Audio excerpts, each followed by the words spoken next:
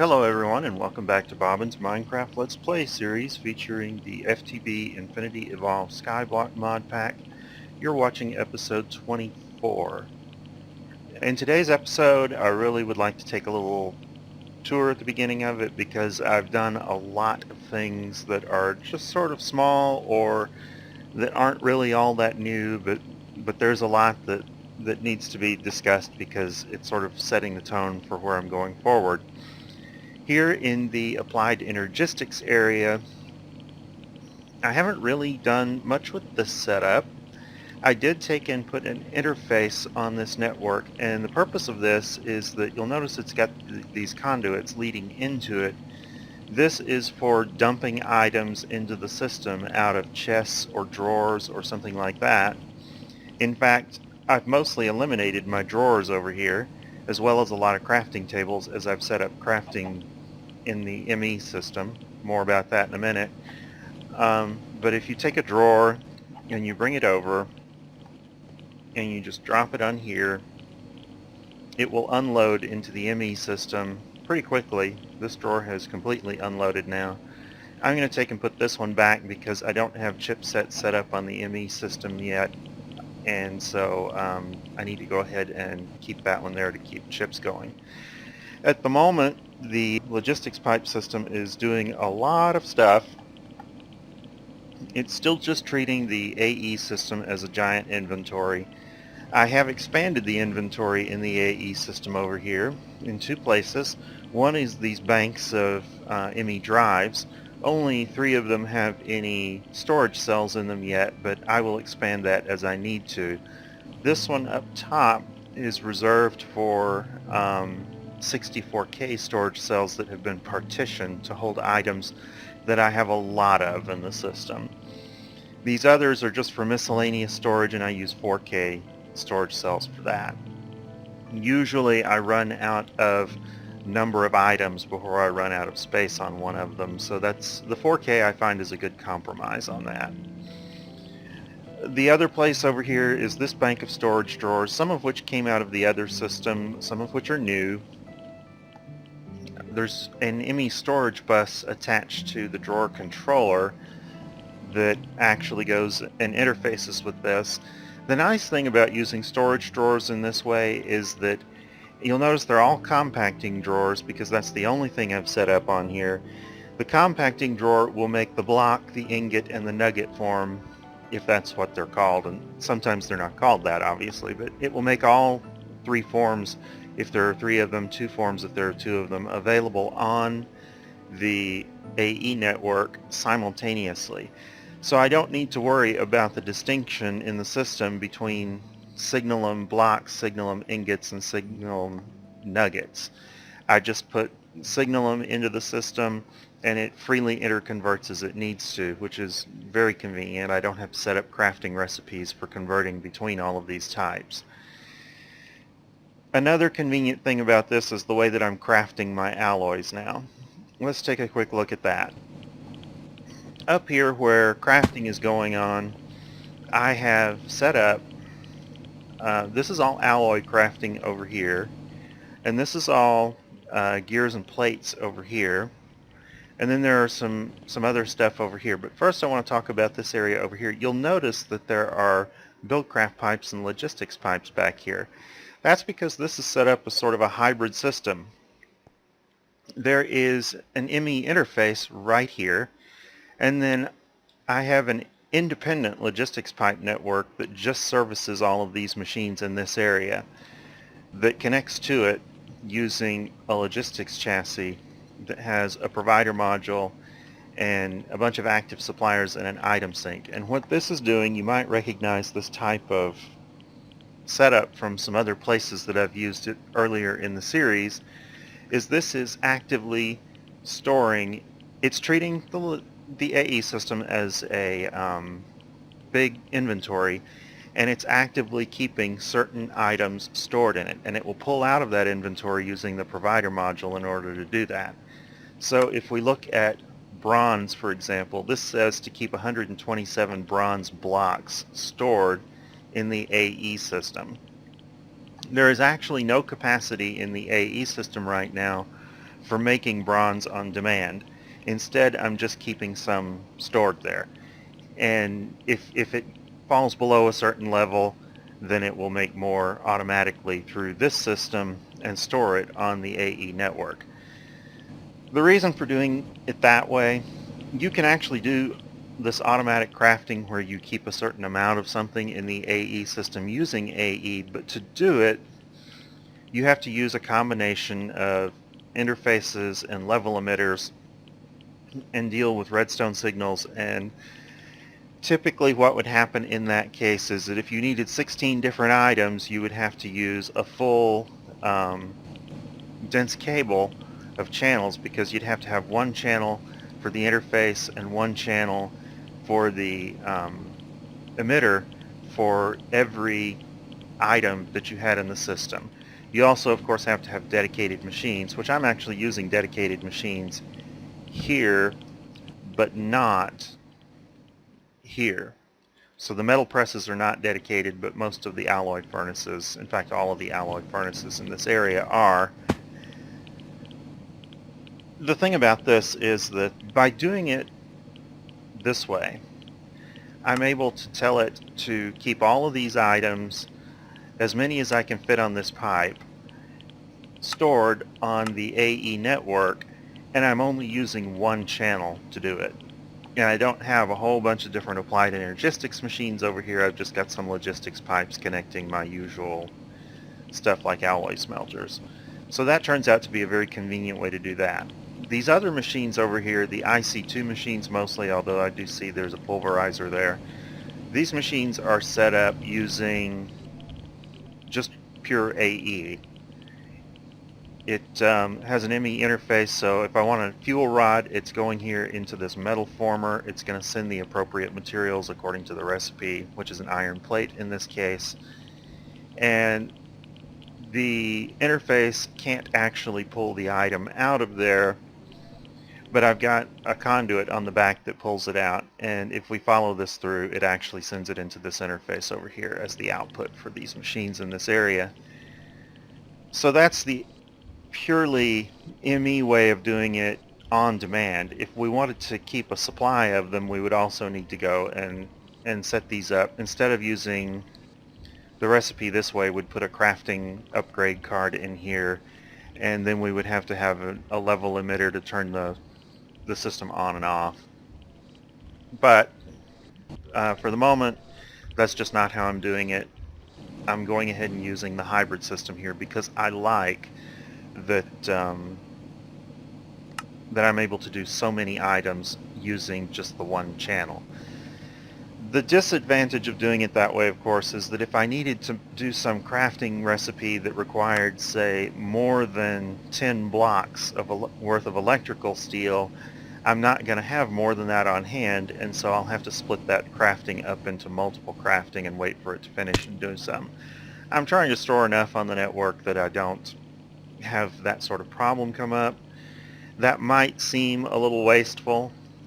Why are you storing, for example, all that bronze when you don't know that you're necessarily going to need it anytime soon?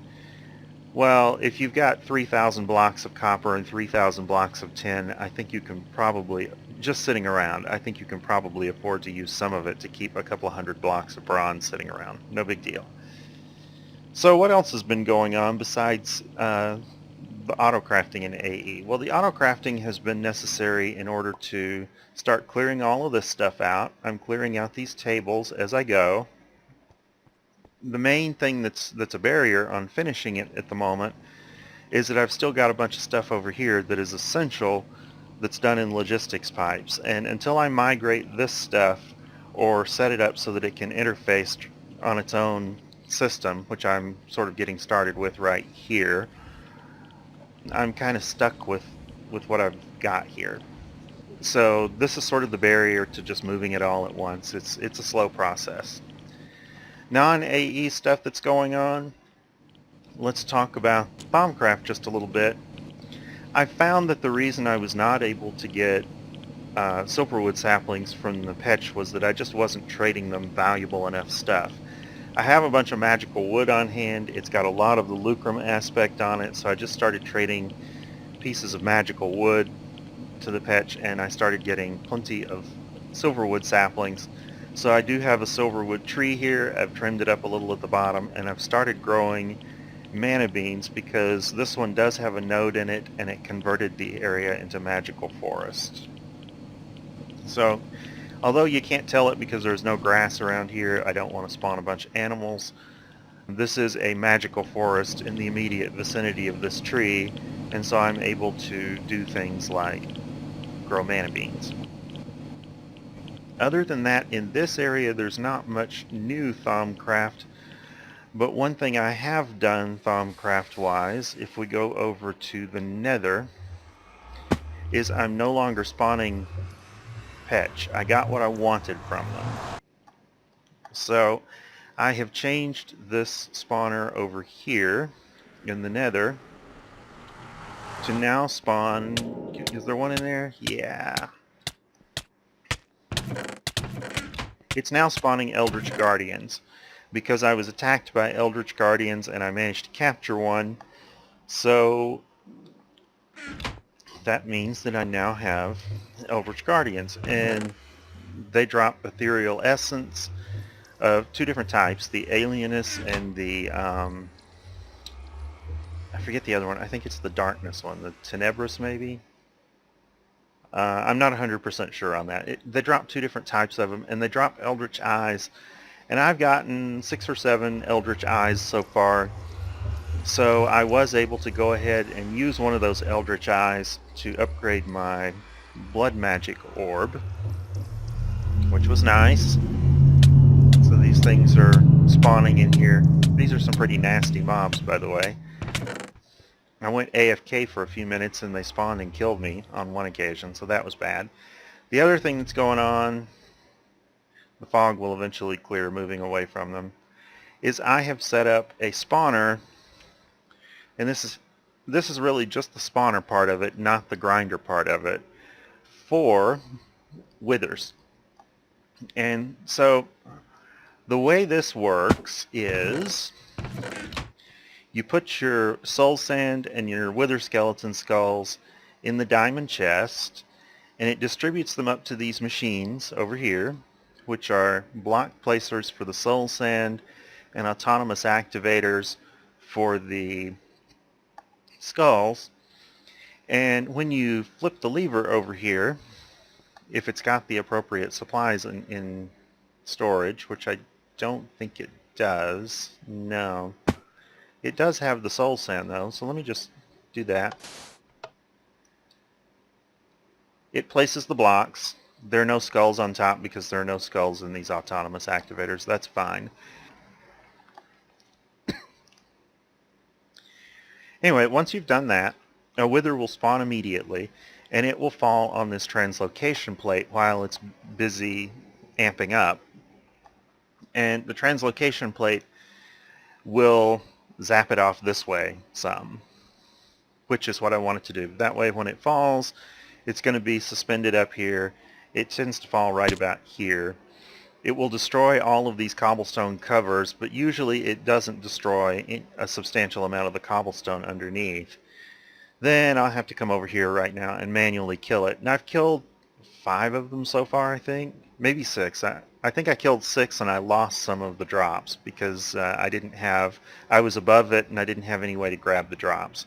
So that's kind of inconvenient. The second part of this, I'm going to have to get a grinder. And so progress on getting that grinder, which will be the Draconic Evolution grinder, is something I'm going to work on today. This piece of it is done. Now you'll notice that it is not enclosed in any sort of stone or anything like that that's completely immune to the wither. There are some blocks that are immune to wither destruction, and those will be used in the grinder piece of it. Essentially what I'm going to do is I'm going to build out this way. When I have the appropriate blocks, I'll build out this way, and I will adjust the translocation plate so that it translocates the spawning wither into a fully enclosed chamber that is made out of a wither-proof block that will completely entrap the wither inside it, then there will be just outside this the draconic evolution spawner or grinder, which is capable of grinding mobs through a solid material, and it will kill, and I'll gather up the resulting drops, and that's how the rest of this will work. I don't think we're definitely not going to cover this in this episode, and it's probably not going to be next episode either. But I will be doing the rest of the wither grinder pretty soon. So let's go back over here. See if we got any interesting drops on the way out. Looks like, it's the undead Exanimus essence that it also gets. So it gets Alienus and Exanimus. So I'm just going to let these guys continue to grind so I can get some more Eldritch Eyes. I don't know if I need any more than I've got, but it won't hurt to have some spare ones around. In the meantime, there's nothing that's doing. So the other thing that's going to come up and be an issue with that wither grinder is that I am going to need to be spawning more wither skeletons, because the rate at which I'm getting skulls is actually pretty slow. And one reason why it's slow, I don't think let me check. Okay, we're on normal difficulty. One reason it's kind of slow is that a lot of the times this grinder setup here doesn't have enough power going. So I'm going to have to do something about that. Power is kind of an issue right now because I'm not really out of power. I'm not having shortages of power. Instead, what's happening is I'm having to keep all of these reactors supplied. And they're being supplied with logistics pipes over this network that's running through the whole base.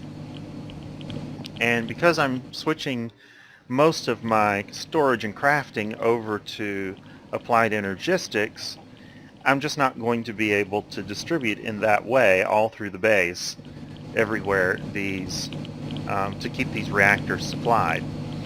Right now, I've moved the crafting of the fuel into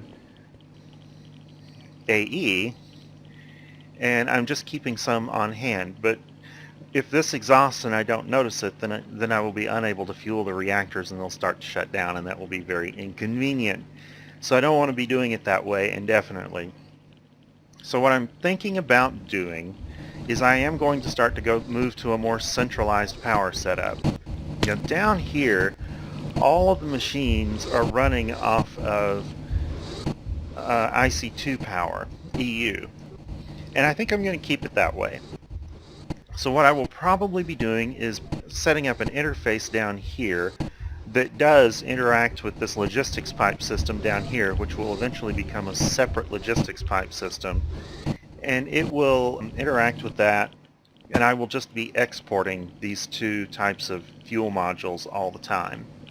So that's probably what will happen there. I will just keep a supply of the fuel rods exported down here, and I will pick up the waste material and ship it back to the rest of the system for reprocessing.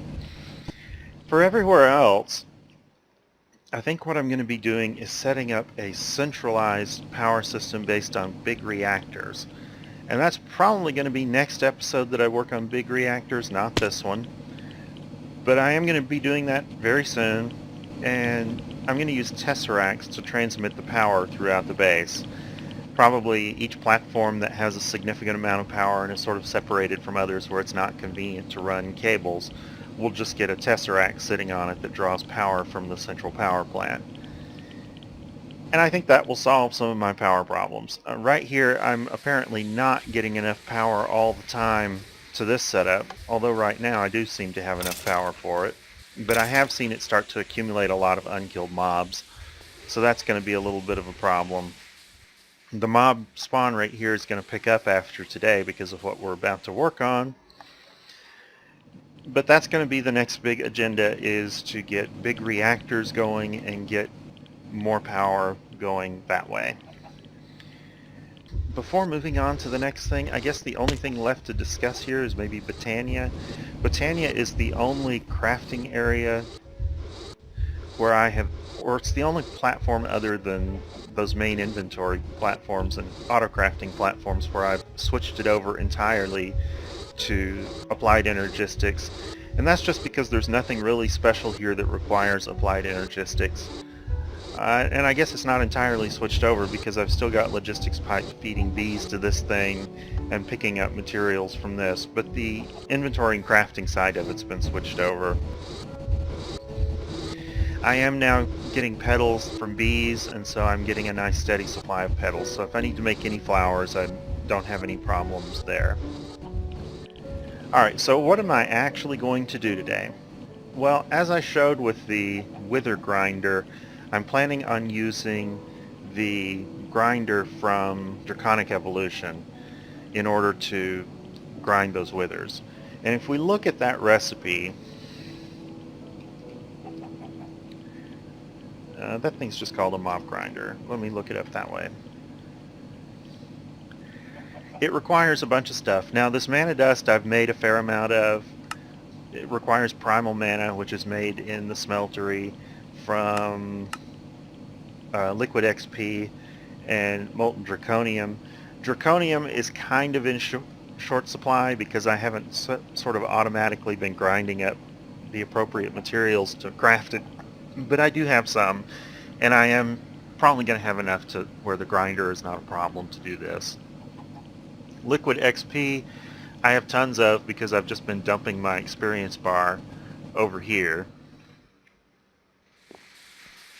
Every time that I get up to maybe 20 or 30 levels, I just come over here and use this obelisk that I've had here forever to dump my XP into this tank. So there you can see that I've got 389 buckets of liquid XP. So liquid XP is not in short supply.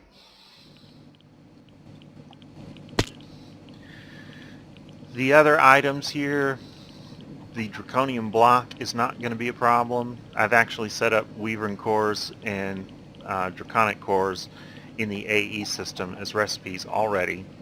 I do have a few nether stars. It's not a whole lot, but I do have like 5 of them, I think, so I can go ahead and get started on that. The Sword of the Weavern is where we're sort of running into a challenge here. None of these things on the outside are an issue, but if we look at the etheric sword, it requires unstable ingots, and I don't have unstable ingots because I have not done the ritual yet for activating a division sigil. So let me pull out all of my division sigils. Whenever you do the ritual, it will activate all of them that you have in your inventory. And so what I'm going to need is I'm also going to need a sacrifice. I have a cow, and I think that is all I need at the moment because I've got the platform set up already. Now this platform out here, it's got a chicken that spawned on it. It's all grass on top. There's a layer of dirt just for convenience when I go to dig up the cursed soil that spawns here. There's an enchantment table in the middle of it surrounded by redstone. The point of all of these glass covers is after I do the ritual, it's going to spawn a bunch of cursed earth, and there's going to be an enormous number of mobs spawning here, and they're not going to stop spawning just because I'm nearby, because that's not how cursed earth works. And by putting all of these glass covers here, I should be able to prevent most of them from spawning. Basically, it'll just be this little area in the middle where they can spawn, and that's fine. Now, if I shift right click on the table here, it says it's got a redstone circle, it's placed on dirt, it can see the moon. There's not enough natural earth, so my platform may not be big enough here. Altar must not be lit by outside sources, and it must be at midnight. So what I'm going to do is I'm going to go ahead and cut the video for a bit. I'm going to expand my platform just a little bit to make sure that there is enough grass around it, and I'm going to wait until midnight afterwards, and then I will resume the video and we'll finish this. Essentially, all I have to do is I need to wait until midnight. These things will be glowing, and I'll spawn the cow from the safari net and kill it right here on top of the table. Lightning will strike, flames will shoot up everywhere. All of this stuff will convert to cursed earth, and my division sigils will be activated. So I'll see you at midnight. Alright, I've got a couple of minutes before midnight here. The problem with not enough earth around the altar was that I had my glass covers one block too low. If I had to go ahead and bump them up one block, which is fine, I'll probably have a little more inconvenience with some stuff that can spawn in such a small area, like maybe spiders or something. But that will not be a huge thing. Now, we're getting close to midnight here. You'll notice that we do have a glow now on the division sigil. That means it's ready. When I do this, I spawn in my cow, I kill it, mayhem happens, and mayhem will continue until I get all the cursed earth dug up. So, with that said, let's proceed. Oh, if I do a shift click here, we can see that all of the conditions have been met. So let's perform the sacrifice. Alright.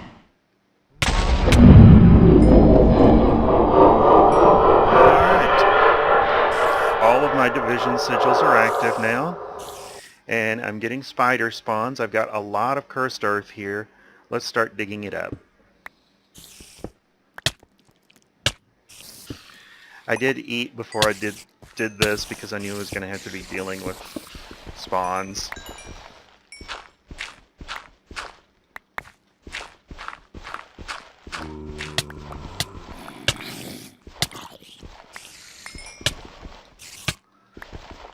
What an aggravation.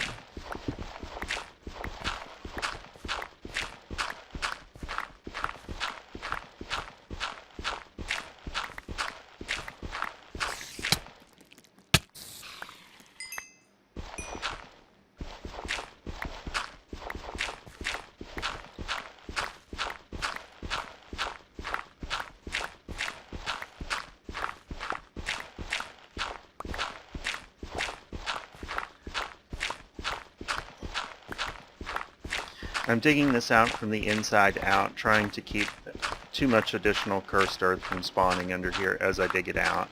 There will inevitably be some, especially as I get more towards the outside.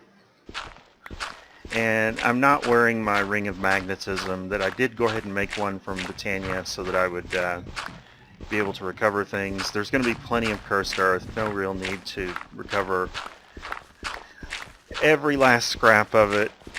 This is actually far more than I would normally expect to get. But it does spread, so if you just put it down next to some bare dirt, it spreads. And the use for the cursed earth, for anyone who does not know it, has not done this before, is that it acts as a generalized mob spawner. So when you have this down, it spawns mobs, if it's not blocked like most of it is here. That makes it really good for the floor in certain types of passive mob grinders because it will drastically increase the spawn rate. Now it will catch fire and burn up if it's ever exposed to sunlight. Excessive light, I think, is the only thing that stops it from spawning mobs, that being covered over.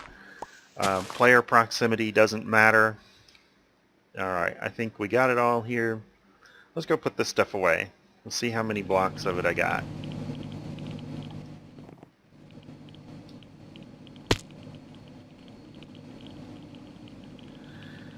Oh, looks like I got almost, not quite 3 stacks. So we're in pretty good shape there.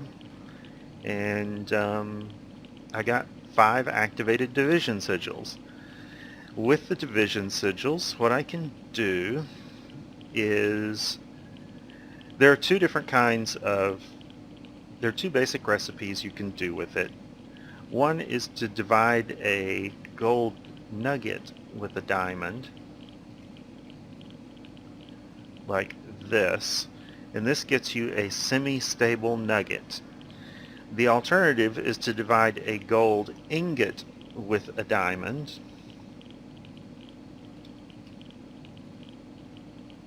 like that. And I don't think this will work in the in anything other than a vanilla crafting table.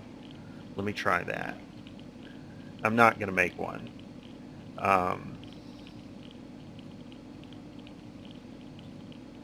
Gold, diamond,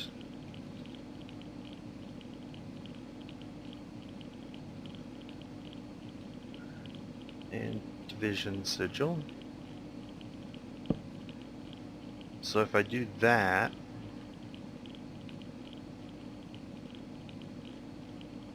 maybe that recipe's different now? Let me take a look here.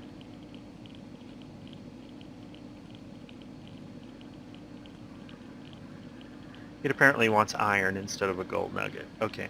But this will make an unstable ingot, which will explode in just a few seconds unless you craft something with it right away.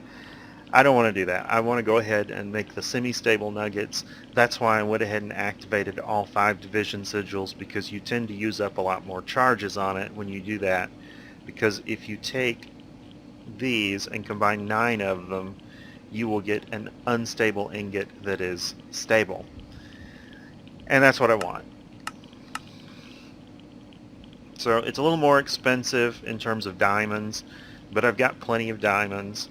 And so with that, I will be able to make the etheric sword, and I can finish the mob grinder. And I think that's all I'm going to cover for this episode. Thank you for watching, and I will see you in the next episode.